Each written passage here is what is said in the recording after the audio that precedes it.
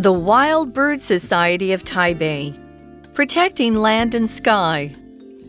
The WBST was a key player in saving the Guandu Nature Park in Taipei.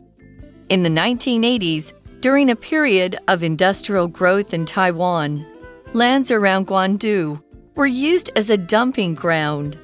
Waste quickly spoiled the local ecosystem, but members of the WBST took notice. After years of campaigning, the society got the government to allow it to tend to the area. It was a huge project, and the WBST didn't know whether or not it could handle it. A lot of money was given to help save Guandu and the animals that lived there.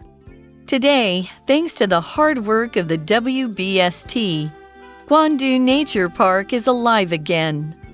The society continues to watch wild birds in their natural environment.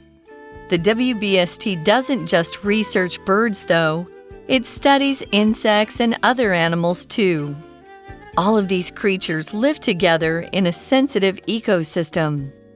In addition to research, the WBST has written several books and runs regular workshops and birdwatching activities. It also manages the Wild Bird Rescue Center, where sick birds are given medical care.